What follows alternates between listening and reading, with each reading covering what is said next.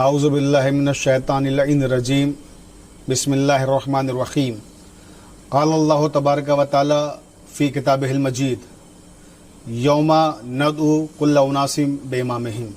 یہ وہ عظیم ترین شخصیت ہیں کہ جن کی آج ولادت بسعادت ہے، کہ جو سلطان العرب والعجم بھی ہیں اور غریب الغربا بھی ہیں، معین الضعفاء بھی ہیں اور شمس الشموس بھی ہیں، انیس النفوس بھی ہیں اور مدفون بیرز توس بھی ہیں۔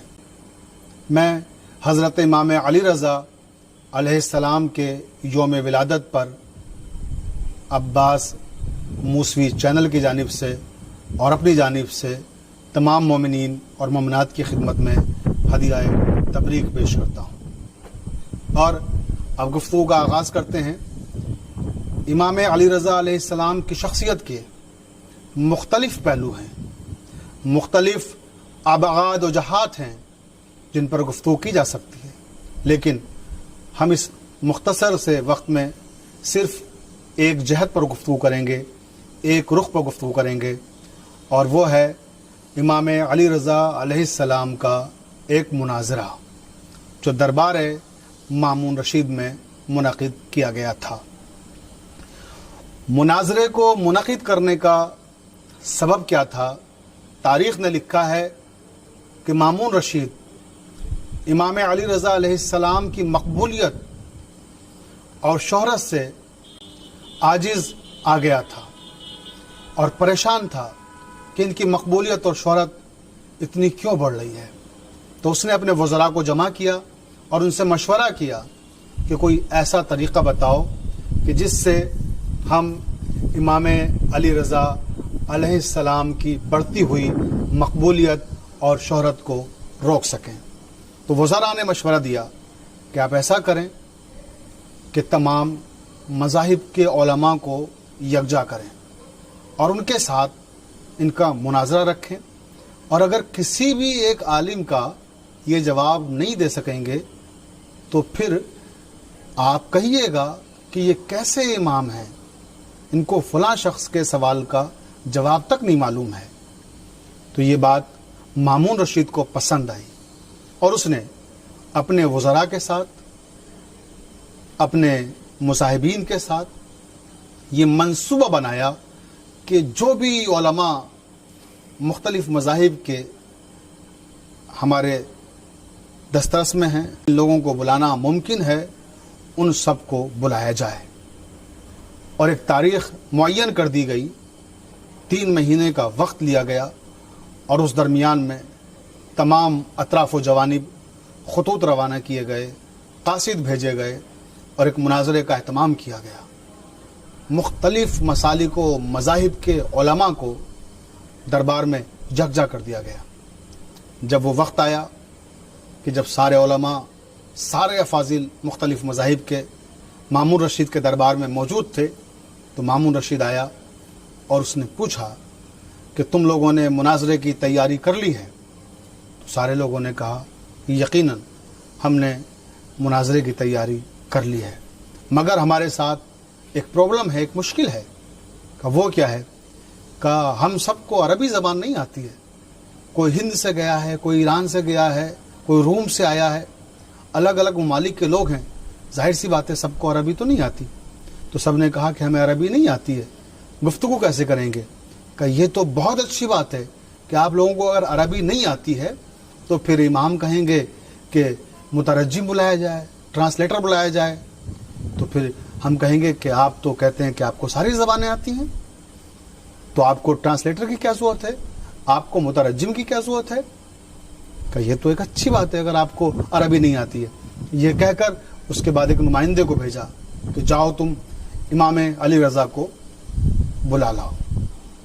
وہ نمائندہ جب بلانے کے لیے گیا تو وہ امام کا چاہنے والا تھا۔ دراصل مامون رشید نے جتنے بھی لوگوں کو امام کی جاسوسی پہ معین کیا تھا، وہ سارے کے سارے امام سے عقیدت اور ارادت کی وجہ سے مذہب حقہ کو قبول کرتے جا رہے تھے، مگر وہ بظاہر تقیے میں تھے، وہ اس بات کا اعلان نہیں کر رہے تھے کہ ہم نے مذہب حقہ کو قبول کر لیا ہے، کیونکہ ان کی جان کو خطرہ تھا۔ اگر وہ اعلان کرتے تو مامون رشید انہیں قتل کر دیتا، لہٰذا ان لوگوں نے اس بات کا اعلان نہیں کیا کہ انہوں نے مذہب حقہ کو قبول کر لیا ہے۔ لیکن کئی مرحلے ایسے آئے کہ جب مامون رشید نے ان سے پوچھا کہ یہ راتوں کو کیا کرتے ہیں، تو جس جاسوس کو معین کیا تھا اس نے بتایا کہ یہ رات کو عبادت کرتے ہیں، رات کو نمازیں پڑھتے ہیں۔ تو جب پوچھا کہ بھئی یہ نماز کیسی پڑھتے ہیں، تو اس جاسوس نے کہا کہ مامون رشید سچ بتاؤں، جب وہ نماز پڑھتے ہیں تو ایسا محسوس ہوتا ہے کہ جیسے نماز انہی کے لیے بنائی گئی ہے۔ پھر دوسرے جاسوس سے پوچھا کہ دن میں کیا کرتے ہیں، اس نے کہا قرآن پڑھتے ہیں۔ تو پوچھا کیسا قرآن پڑھتے ہیں، اس جاسوس نے جواب دیا کہ ذل الہی، جب وہ قرآن پڑھتے ہیں تو ایسا لگتا ہے جیسے قرآن انہی کے لیے نازل ہوا ہے۔ تو یہ سارے کے سارے جتنے جاسوس تھے سب امام کی عبادت سے، امام کے تقوی سے، امام کے ورع سے اتنے متاثر ہوتے جا رہے تھے کہ آہستہ آہستہ مذہب حقہ کے دائرے میں آ رہے تھے۔ تو یہ شخص جسے بھیجا گیا تھا یہ امام کا چاہنے والا تھا، امام سے محبت کرتا تھا۔ یہ گھبرایا ہوا امام کے پاس پہنچا اور کہا کہ فرزند رسول، آپ کو مامون رشید نے دربار میں بلایا ہے۔ تو امام نے پوچھا کہ تم اتنا گھبرائے ہوئے کیوں ہو؟ کہا فرزند رسول، مامون رشید نے مختلف ممالک سے مختلف مذاہب کے علماء کو بلایا ہے اور ان کے ساتھ آپ کا مناظرہ رکھا ہے۔ تو امام نے مسکرا کے فرمایا کہ کیا تمہیں اپنے امام کے علم پر بھروسہ نہیں ہے؟ کیا تمہیں ہمارے اوپر یقین نہیں ہے؟ تو اس نے کہا کہ فرزند رسول، مجھے آپ پہ یقین ہے، آپ کے علم پہ بھروسہ ہے، مگر وہ جو مختلف ممالک اور مذاہب کے علماء آئے ہیں وہ سوالات ایسے الجھے کرتے ہیں کہ بات کہیں کی ہوتی ہے اور لے کر کہیں جاتے ہیں۔ امام نے فرمایا تم فکر نہ کرو، اور یہ کہنے کے بعد اب امام اٹھے مامون رشید کے دربار میں جانے کے لیے۔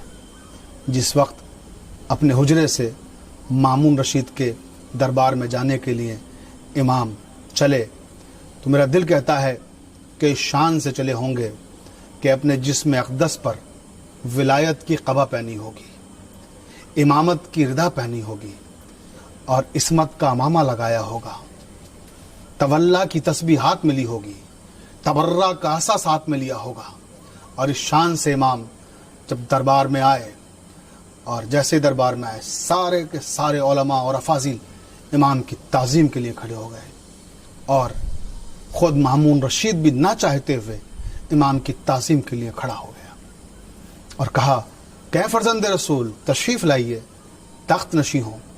امام نے فرمایا کہ تیرے تخت سے ظلم کی بو آ رہی ہے، میں اس تخت پر نہیں بیٹھ سکتا، میرے لیے ممبر منگوایا جائے، میں ممبر پر بیٹھ کے خطاب کروں گا۔ ممبر منگایا گیا، امام ممبر پر جلوہ افروز ہوئے۔ اس کے بعد مامون رشید کہتا ہے کہ فرزند رسول، یہ سب علماء آئے تھے ملاقات کے سلسلے میں، تو ان کے کچھ سوالات تھے، تو میں نے سوچا کہ کیوں نہ میں آپ کو بلا کر ان سے ملاقات کرا دوں، اور ان کے سوالوں کے جواب دینا میرے لیے تو بہت مشکل کام ہے لیکن آپ کے لیے بہت آسان ہے، تو اس لیے میں نے ان علماء سے آپ کو ملاقات کے لیے زحمت دی ہے۔ تو امام نے ایک بار سارے علماء اور افاضل کی طرف دیکھا جو بڑی تعداد میں دربار میں موجود تھے، تو ایک عیسائی عالم جس کا نام تھا جاسلیق، اس نے کہا کہ فرزند رسول، ہم لوگ آپ سے کچھ سوالات کرنا چاہتے ہیں۔ تو امام نے فرمایا یقیناً آپ کو جو سوال کرنا ہے سوال کریں۔ اس نے امام سے بہت سے سوالات کیے اور امام نے اس کے ہر سوال کا جواب تشفی بخش دیا۔ جب اس نے کہا کہ فرزند رسول، مجھے جو پوچھنا تھا میں آپ سے پوچھ چکا اور آپ نے میرے ہر سوال کا جواب اطمینان بخش دیا ہے، تو امام نے فرمایا کہ اب اگر اجازت ہو تو میں بھی آپ سے کوئی سوال کروں۔ تو اس نے کہا جی پوچھیں، آپ کیا پوچھنا چاہتے ہیں؟ امام نے فرمایا کہ تم حضرت عیسیٰ علیہ السلام کو نبی مانتے ہو اللہ کا؟ ہم نبی نہیں مانتے۔ کہا پھر؟ کہ ہم ان کو ابن اللہ مانتے ہیں، اللہ کا بیٹا مانتے ہیں۔ تو امام نے فرمایا اچھا تو تم جناب عیسیٰ علیہ السلام کو اللہ کا نبی نہیں بلکہ اللہ کا بیٹا مانتے ہو؟ کہ جی ہم ان کو اللہ کا بیٹا مانتے ہیں۔ تو امام نے فرمایا لیکن میں جناب عیسیٰ علیہ السلام کو اللہ کا نبی مانتا ہوں، اور بہت مقدس شخصیت تھی ان کی، اور وہ بہت ہی تقوی والے، بہت ہی ورع والے انسان تھے۔ مگر اس شخص نے کہا مگر کیا؟ امام نے فرمایا مگر وہ روزے اور نماز سے غافل رہتے تھے۔ ایک دم سے وہ کہنے لگا کیسی باتیں کرتے ہیں آپ؟ حضرت عیسیٰ علیہ السلام روزے اور نماز سے غافل؟ ایسا کبھی نہیں ہوا۔ ان کے بارے میں تو تاریخ میں موجود ہے کہ وہ راتوں کو بستر پر نہیں سوتے تھے، دن کو دسترخوان نہیں طلب کرتے تھے۔ کیوں؟ کیونکہ رات بھر عبادت کرتے تھے اور دن میں روزہ رکھتے تھے۔ تو جس نے ساری زندگی روزے رکھے ہوں، جس نے ساری زندگی راتوں کو عبادتیں کی ہوں، آپ اس کے بارے میں کہہ رہے ہیں کہ وہ روزوں اور نماز سے غافل تھے؟ کہ بس میں یہی کہلانا چاہتا تھا تم سے کہ تم یہ بات مانتے ہو کہ جناب عیسیٰ علیہ السلام نمازیں پڑھتے تھے، جناب عیسیٰ علیہ السلام روزے رکھتے تھے؟ کہ جی ہاں بالکل میں مانتا ہوں یہ۔ تو کہا پھر تم ابن اللہ کیوں کہتے ہو؟ جو اللہ کی عبادت کرتا ہے وہ عبداللہ ہوتا ہے، ابن اللہ نہیں ہوتا۔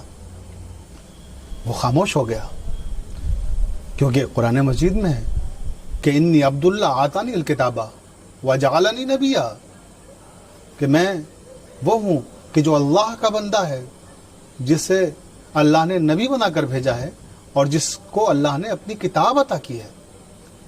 تو کہا کہ وہ تو عبداللہ تھے، اللہ کے بندے تھے، اور تم کہتے ہو ابن اللہ؟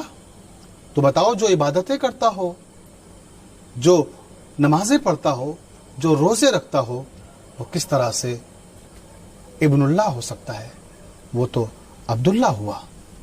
اس جواب کو سننے کے بعد چاسلیق خاموش ہو گیا اور کہنے لگا فرزند رسول، آپ نے بجا فرمایا ہے کہ جو عبادتیں کرے اللہ کی وہ عبداللہ ہوا، ابن اللہ نہیں۔ عیسائی عالم سے خطاب کرنے کے بعد پھر امام نے رخ کیا یہودی عالم کی طرف، جو اس وقت کا بڑا جید عالم تھا، راس الجالوت۔ اس نے امام سے پھر کچھ سوالات کیے، اسی طرح سے جیسے عیسائی عالم نے کیے تھے۔ امام نے اس کے ہر سوال کا جواب دیا۔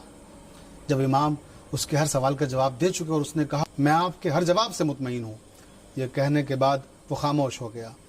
امام نے فرمایا کہ اب اگر تم کہو تو میں تم سے سوال کروں؟ تو اس نے کہا جی آپ سوال کریں۔ تو آپ نے فرمایا کہ تم نے توریت کو پڑھا ہے؟ کہا کیوں نہیں، میں توریت کا عالم ہوں۔ فرمایا کہ اگر تم توریت کے عالم ہو تو تمہارے پاس اس وقت توریت موجود ہے؟ کہ فرزند رسول یقیناً میرے پاس توریت موجود ہے۔ تو آپ نے فرمایا توریت کو کھولو۔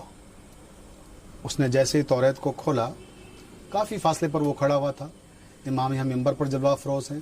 امام نے فرمایا کہ تم نے توریت کو کھولا؟ کہ جی ہاں میں نے توریت کو کھول لیا۔ کب دیکھو دائیں ہاتھ کے صفحے پر کیا لکھا ہوا ہے۔ امام نے اب وہ توریت کی تلاوت شروع کی۔ توریت عبرانی زبان میں ہے، امام عبرانی زبان میں تلاوت کر رہے ہیں، اور جب تلاوت کر چکے تو فرمایا کہ میں نے یہ توریت میں جو تم نے صفحہ کھولا ہے کیا وہی عبارت پڑھی ہے جو وہاں تمہارے پاس توریت میں موجود ہے؟ اس نے کہا میں نقش حیرت بنا ہوا ہوں فرزند رسول، آپ کافی فاصلے پر بیٹھے ہوئے ہیں اور میں یہاں ہوں اور توریت میرے پاس یہاں ہے، اور میں نے جہاں سے کھولا ہے آپ نے وہیں سے وہاں سے پڑھا؟ کہ پہلے یہ بتاؤ ان سارے لوگوں کو کہ میں نے جو توریت کی تلاوت کی ہے کیسی کی ہے؟ کہنے لگا فرزند رسول ایسی تلاوت تو آج تک میں نے توریت کی کسی سے نہیں سنی، میں خود توریت کا عالم ہوں، مگر اس طرح سے تو میں بھی تلاوت نہیں کر سکتا جس طرح سے آپ نے توریت کی تلاوت کی ہے۔ اس کے بعد جو امام نے عبارت پڑھی تھی اس کا مطلب تھا کہ کوہ سینا سے نور آئے گا اور جبل سعیر پر روشن ہوگا، اور یہی نور کوہ فاران پر جا کر مکمل ہوگا۔ کہا بتاؤ کیا یہی تمہاری توریت میں نہیں لکھا ہوا ہے؟ اس نے کہا لکھا ہوا ہے۔ کہا کیا تم سمجھتے ہو یہ کوہ سینا سے اور نور سے کیا مراد ہے؟ کیا جبل سائر سے کیا مراد ہے تم سمجھتے ہو؟ کوہ فاران سے کیا مراد ہے تم سمجھتے ہو؟ کہ فرزند رسول میرے علم میں نہیں ہے کہ یہاں پر کیا کہا گیا ہے۔ کہ سنو، کوہ سینا سے مراد ہے جناب موسیٰ پر جو وحی نازل کی گئی تھی۔ کوہ سائر سے مراد ہے کہ جناب عیسیٰ پہ وحی نازل کی گئی تھی۔ کوہ فاران سے مراد ہے کہ جو خاتم النبیین افضل المرسلین حضرت محمد مصطفیٰ صلی اللہ علیہ وسلم پر غار حرا میں وحی نازل کی گئی تھی، کیونکہ غار حرا کوہ فاران ہی کا سلسلہ ہے۔ تو کیا تم جانتے ہو یہ کوہ فاران اور غار حرا میں جس نور کا تذکرہ ہو رہا ہے، جس وحی کا ذکر ہو رہا ہے، وہ نور کون ہے؟ وہ نور محمد مصطفیٰ صلی اللہ علیہ وسلم ہے۔ وہ کہتا ہے کہ فرزند رسول یہ بات تو میرے علم میں نہیں تھی۔ اس کے بعد پھر امام نے کہا کہ پھر توریت کو بند کرو۔ اس نے توریت کو بند کیا۔ کہا پھر توریت کو کھولو۔ اس نے توریت کو پھر کھولا۔ کہا دیکھو اب دائیں ہاتھ پر تمہارے جو آیت ہے، کیا اس میں یہی نہیں کہا گیا ہے کہ بنی اخوان سے ایک نبی آئے گا، اور جب وہ نبی آئے تو اس کی باتوں کی تصدیق کرنا، اس کا انکار نہ کرنا؟ کہنے لگا فرزند رسول یقیناً یہی لکھا ہوا ہے اس میں۔ تو امام نے فرمایا کیا تم جانتے ہو بنی اخوان کون ہے؟ یہ کس کا تذکرہ ہو رہا ہے؟ کہنے لگا فرزند رسول میرے علم میں نہیں ہے یہ۔ فرمایا کہ حضرت ابراہیم کے دو بیٹے ہیں، ایک کا نام ہے اسماعیل، ایک کا نام ہے اسحاق۔ اسحاق کی نسل سے بنی اسرائیل ہے، اور اسماعیل کی نسل سے بنی اخوان ہے۔ اور یہ جو کہا جا رہا ہے کہ بنی اخوان کی سے ایک نبی آئے گا، وہ خاتم النبیین افضل المرسلین حضرت محمد مصطفیٰ صلی اللہ علیہ وسلم کا تذکرہ کیا جا رہا ہے۔ تم بتاؤ پھر کہ جب تمہاری کتابوں میں جس نبی کا تذکرہ ہے تم اس نبی کو کیوں نہیں مانتے؟ کہا ہم تو ہمارا جو بنیادی عقیدہ ہے، ہم صرف حضرت موسیٰ علیہ السلام تک انبیاء کے سلسلے کے قائل ہیں، ان سے پہلے جو لوگ آئے ہیں انہیں نبی مانتے ہیں اور حضرت موسیٰ کو نبی مانتے ہیں، اس کے بعد کے سلسلے کو ہم نہیں تسلیم کرتے۔ تو امام نے فرمایا کہ تم حضرت موسیٰ علیہ السلام کو نبی کیوں مانتے ہو؟ کہ اس لیے مانتے ہیں کیونکہ ان کی ذات بابرکات سے بہت سے معجزات صادر ہوئے۔ امام نے فرمایا کون سے معجزات ہیں وہ کہ جن کی وجہ سے تم حضرت موسیٰ علیہ السلام کو نبی مانتے ہو؟ کہا ان کا پہلا معجزہ تو یہ ہے کہ انہی نے دریائے نیل کو شگافتہ کیا، اور دریائے نیل کے سینے پر لاکھوں لوگوں کے ساتھ سفر کیا۔ پھر ان کا دوسرا معجزہ یہ ہے کہ حضرت موسیٰ نے اپنے عصا کو پتھر پر مارا تو 12 چشمے پھوٹ گئے۔ اس کے بعد پھر فرمایا پھر حضرت موسیٰ کا تیسرا معجزہ یہ ہے کہ ان کا ہاتھ ید بیضا تھا۔ کہا کہ جس کے پاس اتنے معجزات ہوں تو ہم اسے نبی کیسے نہ مانیں؟ تو ایک مرتبہ ہمارے امام نے عیسائی عالم کی طرف دیکھا اور کہا جاسلیق کیا تمہارے نبی حضرت عیسیٰ سے متعلق معجزات نہیں ہیں؟ کہ یقیناً فرزند رسول حضرت عیسیٰ سے بھی بہت سارے معجزات ہیں۔ امام نے فرمایا اللہ تعالیٰ نے جناب عیسیٰ علیہ السلام کو یہ معجزہ دیا تھا کہ وہ اگر مردے کو ٹھوکر مار دیں تو مردہ زندہ ہو جائے، اور حضرت عیسیٰ علیہ السلام کو یہ معجزہ دیا تھا کہ اگر نابینا کی آنکھوں پہ وہ اپنا دست مبارک پھیر دیں تو وہ بینا ہو جائے۔ امام نے پھر فرمایا کہ حضرت عیسیٰ کو اللہ نے یہ معجزہ دیا تھا کہ اگر وہ مبروس پہ دم کر دیں تو وہ شفا یاب ہو جائے. تو عیسیٰ علیہ السلام کے اتنے سارے معجزے ہیں, کیا تم ان معجزوں کا انکار کرتے ہو؟ کہ جی ہاں, میں ان معجزوں کا انکار کرتا ہوں. ہم صرف حضرت موسیٰ کے معجزات کو مانتے ہیں, حضرت عیسیٰ کے معجزات کو نہیں مانتے. امام نے اس یہودی عالم سے پوچھا, راس الجالوس سے, کہ تم موسیٰ کے معجزات کو کیوں مانتے ہو اور عیسیٰ کے معجزات کو کیوں نہیں مانتے؟ کہا عیسیٰ علیہ السلام کے معجزات کو اس لیے نہیں مانتے کیونکہ ہم نے ان معجزات کو دیکھا نہیں ہے, خالی سنا ہے. تو کہا پھر جناب موسیٰ کے معجزات کو کیوں مانتے ہو؟ کیا ان کے معجزات کو تم نے بچشم خود دیکھا ہے؟ کہا نہیں, بچشم خود تو نہیں دیکھا, مگر معتبر کتابوں میں ان کا تذکرہ موجود ہے, اس لیے ہم جناب موسیٰ کے معجزات کو مانتے ہیں. تو امام نے فرمایا اگر میں تمہیں معتبر کتابوں میں جناب عیسیٰ کے معجزات بھی دکھا دوں تو کیا تم مانو گے جناب عیسیٰ کو نبی؟ کہنے لگا ہاں, مگر وہ معتبر کتاب آپ کے مذہب کی نہ ہو, آپ کے مسلک کی نہ ہو, وہ کتاب ہمارے مذہب کی ہونا چاہیے. امام نے کہا اچھا, تو پھر کھولو توریت. اور امام نے وہ عبارت پڑھی کہ جہاں جناب عیسیٰ کے معجزات کا ذکر کیا گیا تھا. وہ حیرت زدہ رہ گیا, کہا اچھا یہ جناب عیسیٰ کا تذکرہ ہے, یہ ان کے معجزات ہیں. پھر امام نے فرمایا کہ دیکھو جو افضل المرسلین ہیں, جو خاتم النبیین ہیں, ان کا بھی معجزہ شق القمر ہے. انہی نے چاند کو 2 ٹکڑوں میں تقسیم کر دیا تھا, اور ان کا سب سے بڑا معجزہ قرآن مجید ہے. آج تک زمانہ قرآن مجید کی فصاحت و بلاغت کا جواب لانے سے قاصر ہے. کیا تم قرآن کا جواب لا سکتے ہو؟ کیا تم شق القمر سے انکار کر سکتے ہو جبکہ تمہاری توریت میں وہ ذکر موجود ہے؟ امام نے پھر اسے توریت کی وہ عبارت سنائی جہاں معجزہ شق القمر کا تذکرہ کیا گیا تھا. پھر کہا کہ بولو, کیا تم قرآن کا انکار کر سکتے ہو؟ ان کا سب سے بڑا معجزہ تو قرآن ہے. وہ خاموش ہو گیا. امام کے اس مناظرے کا حصہ مختلف مذاہب کے علماء تھے. اب ظاہر سی بات ہے اتنی تفصیل کا موقع نہیں ہے کہ ہم سارے مناظرے جو دیگر علماء سے بھی ہوئے وہ پیش کر سکیں. اس مختصر گفتگو میں ایک کے بعد ایک سارے علماء سے وہ گفتگو کرتے رہے, مناظرے کرتے رہے. ایک مرحلہ ایسا آیا کہ جب مامون رشید کھڑا ہو گیا اور کہنے لگا اس سے زیادہ میں برداشت نہیں کر سکتا, یہ تو ہر ایک کے سوال کا جواب دے رہے ہیں, یہ تو ہر ایک کو خاموش کیے دے رہے ہیں. یہ کہہ کر دربار سے اٹھا اور چلا گیا. وہ تو چلا گیا, لیکن جو علماء اور جو لوگ وہاں موجود تھے انہی نے کہا کہ یقیناً دین حق وہی دین ہے جس دین میں, جس شریعت میں امام رضا علیہ السلام منصب امامت پر فائز ہیں, اور ہم وہی مذہب قبول کرتے ہیں جو مذہب امام رضا علیہ السلام کا مذہب ہے. آپ دیکھتے ہیں کہ پورا ایران آج جو شیعہ ہے یہ صرف اور صرف امام رضا علیہ السلام کے قدموں کی برکت ہے. اس زمانے کے سارے دیگر مذاہب کے علماء اور وہاں کی عوام نے مذہب حقہ کو اسی مناظرے کے بعد قبول کیا تھا.